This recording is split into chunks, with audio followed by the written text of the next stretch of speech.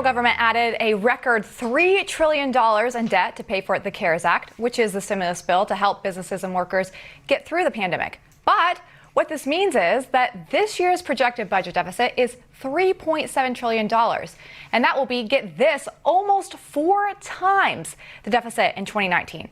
Can we get out of this? Joining us is the president of Americans for Tax Reform, Grover Norquist. Grover, thanks so much for being here with us. Good to be with you. Hey, Grover, you recently tweeted out that thanking the government for giving you money is like thanking a mugger who walks by and doesn't steal your wallet. Now, my take on this, and I want to know if this is what you meant, is that since we're borrowing it, it's not like it's free. I mean, we're just going to have to pay it back in some future generation. And the irony is that we're actually borrowing it from China. Am I reading the tweet right, or is there a different angle? Well, the original tweet usually was, if you thank somebody for a tax cut, you thank someone for not raising your taxes, it is the equivalent of thanking a mugger for not taking your wallet. This is our friends on the left who view anytime the government doesn't take your money that somehow they gave it to you, that a tax cut is a contribution to you. In point of fact, you earned it. It's your money. The government needs to make the argument as to why, under the Constitution, they can take it. The challenge we have now is the government's trying to make you whole because of something the government did to you. It shut down your job. It killed your business.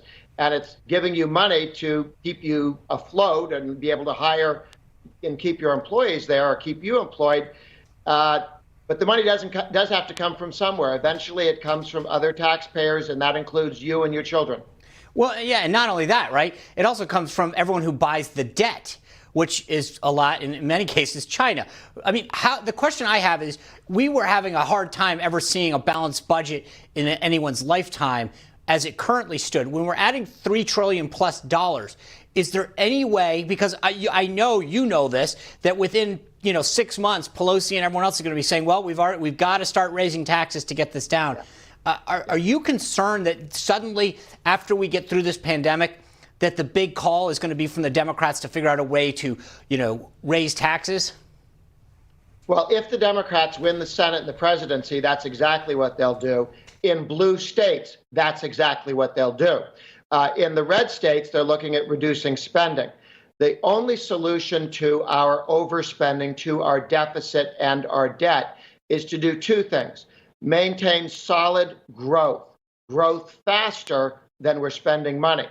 We were doing that with the Trump tax cuts, the Republican deregulation and tax cuts. That was good.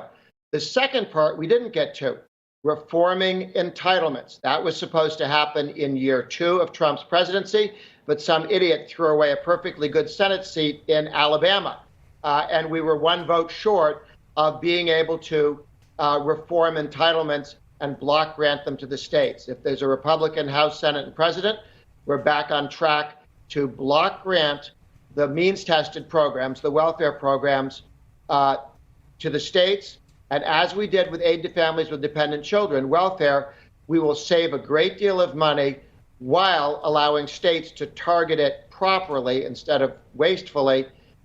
Growth and reforming entitlements. Those are the only 2 things that work. Raising taxes just raises the amount of money the government has, and the Democrats spend more.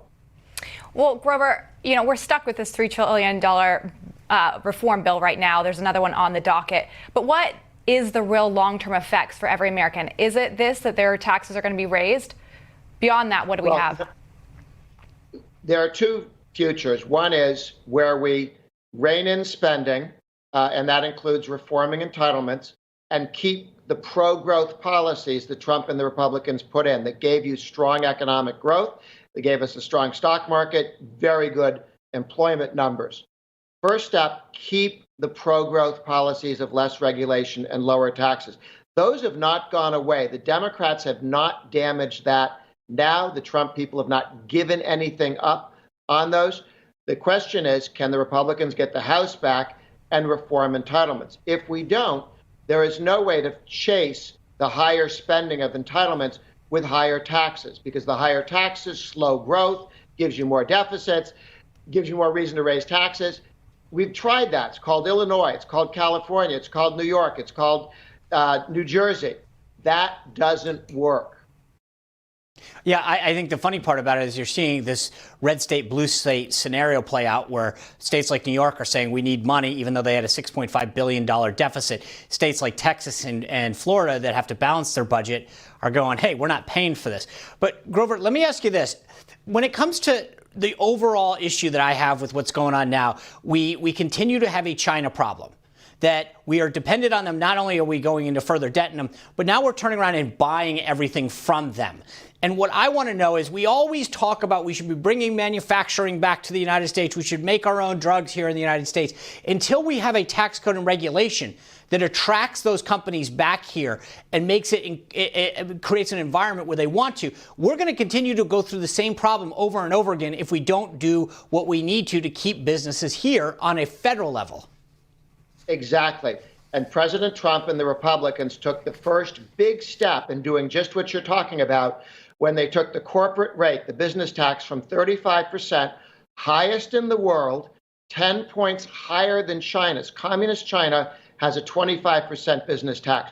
We, under Obama and previous governments, had a 35% tax on businesses. Why do you think companies left the United States and moved to Canada and Europe and to China? They had lower corporate rates. Every country in the world had a lower business tax than we did. That's how goofy, destructive our tax system was. It was pushing American jobs overseas. We took it from 35 to 21. We're now under China, 21. Right. The president wanted 15. 15's better. Larry Kudlow said 10. I'm liking this. 15, 10. Yeah. Let's bring it to 10. Let's think about 8, 5, 4. Every time we go down, we make it more likely companies and jobs are created in America and less likely in China. Yes. That's the number one thing we got to focus on. Couldn't agree with you more. Grover, thank you for joining us. Thank you for making sure people understand what's at stake. Good to be with you.